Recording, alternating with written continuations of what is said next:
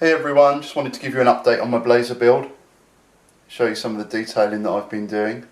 As you can see, it's coming along quite nicely. Things that I've added since the last update, the mirrors, you can see there. These are nice mirrors actually, they've got a nice metal support here and they can move, which should save any breakages, which are quite common with rollovers with these models. I've painted in the windscreen wipers there.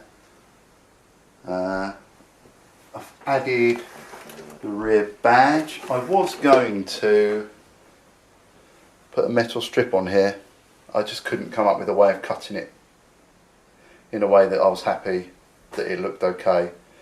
So I decided to not bother, and I've just gone for the white across there and just added in the badge there.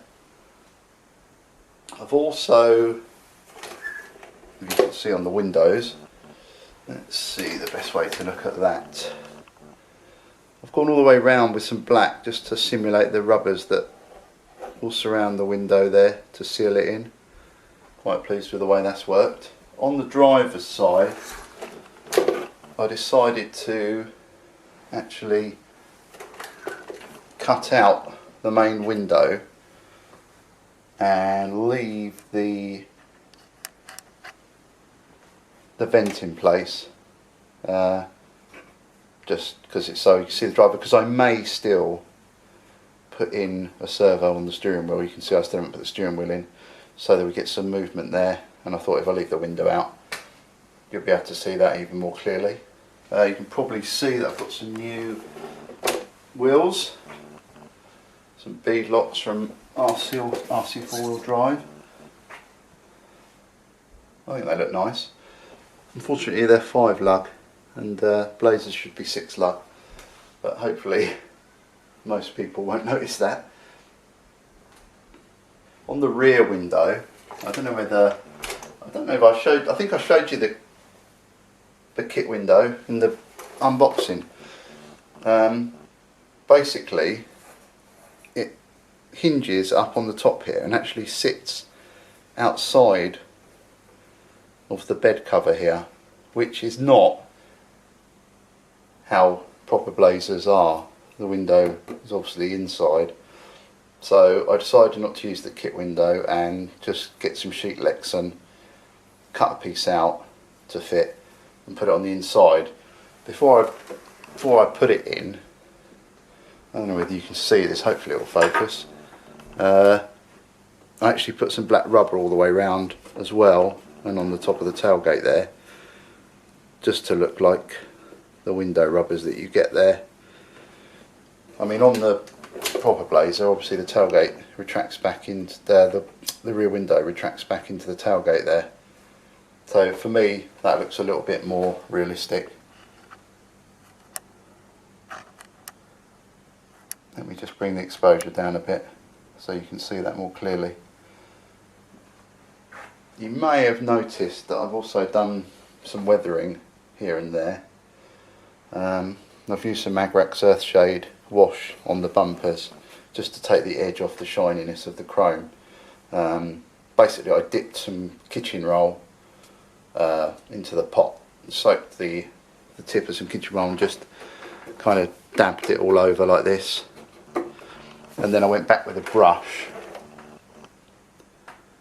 and just went along the lines and over the details just to give a little bit of relief effect to those. I've also put some, I don't know how close that will focus, I've also put some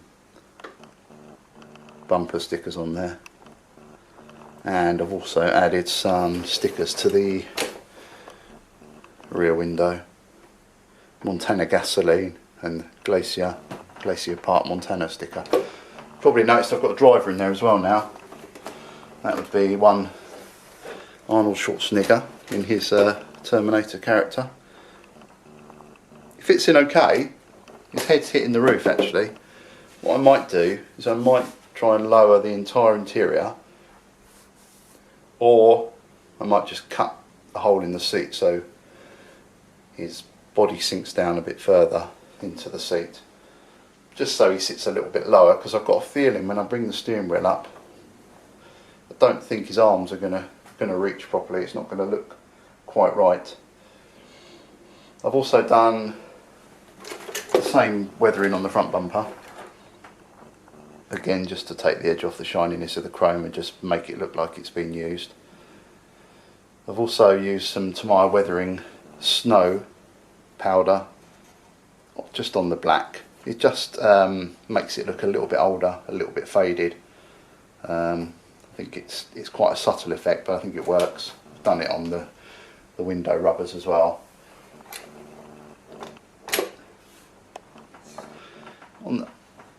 Hopefully you can see on the side there and on the roof that I've just used a little bit of the Agrax Earthshade just to make it look a little bit dirty. I've sort of concentrated it more in areas like here and on the bottom here where you'd expect more dirt to gather. I did actually put a bit more on than that originally, and then I kind of decided that I'd gone too far, but fortunately if you don't leave it too long, you can usually wipe it off with a bit of cloth. Just wipe it back until you're happy with where you've got to with the result. What I'm going to do now is just take the body off quickly, because I've got some other bits I want to show you with the chassis and the interior of the body. Okay, taking the body off now. One of the things I wanted to show you is inside here. This interior part and the dashboard, you're supposed to screw them together initially and then you mount this up to here. But what you find is that when you do that, the dashboard really sits quite a long way down from the window, and there's a really unsightly gap there. It just doesn't look right, basically. So what I've done, you can see that I've got the dash at the level that seems appropriate to me. I basically drilled some more holes in the firewall here and here and attached the dash directly to those, and then attached the other part of the interior on the existing mount points. And for me it just looks better, and it gives more room as well for the driver to fit in there and for him to look as though he's at the right height for the dash. I don't know why they did that. It was far too close together and it just didn't make sense. You probably notice there's a gap here where the interior and the rear bed attach. I haven't decided what to do about that. And it looks a bit strange to me, so I need to work on that. I've actually done some inner fenders as well on the chassis, which I'll show you in a minute. But just to finish the effect off of blocking off any light escape through into the cab, you might be able to see on there, probably best to show you that one. That was the original Trailfinder 2 inner fender. And the curve of it actually fits the curve of the body here really nicely. So I chopped that up and just screwed that into place just to block any light escape off through into the cab area there. And then once I double that up with the inner fenders that I put on here, it all seals off quite nicely, and you don't get that telltale sign that you get with a lot of radio controlled cars when you see them being filmed, or pictures where you can see light shining through areas where it shouldn't be shining through. These inner fenders, they don't look great from here, but never fear, no one's going to see this side.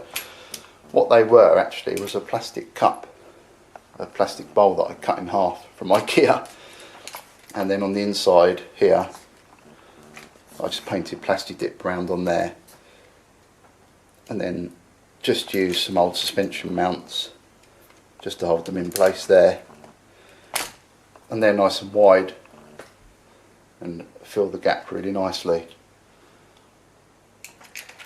One thing I noticed was when I was with the Trailfinder 2, you obviously got the 2-speed gearbox and you've got the chassis mounted here, and as I had it set up before when I was using the Mohave body on here, it was fine.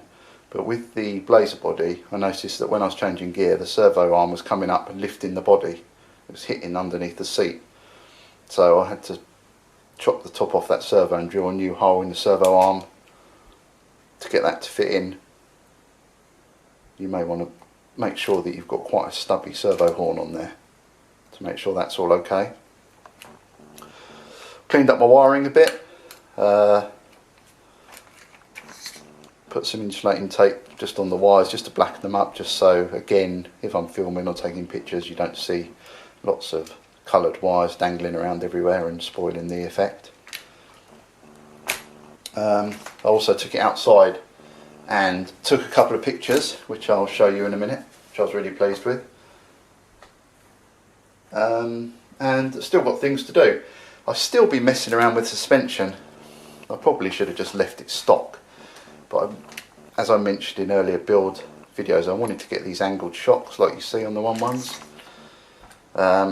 But it's proving quite a challenge to get the ride height correct. It's still sitting a bit higher than I'd really like. But the suspension is articulating okay. I may have to have another fiddle. I've spent a lot of time on it already. I've actually changed these brackets here again to some different ones. I've removed the drop thing that was there and attached that straight up to the chassis. I've changed the front mounts on the leaf springs to these ones, which look a bit incongruous at the moment because they're all shiny and new. Yeah, I've spent a lot of time fiddling with that, which I probably shouldn't have done, but it would be nice to get the ride height just okay so that it looks as realistic as possible. Yeah, so great, that's an update for now. I'll do another update soon, and hopefully once I've finished detailing I can get out and shoot some video, which will be nice, and show it actually driving. Thanks for watching, please like and subscribe, and I'll see you at the next update.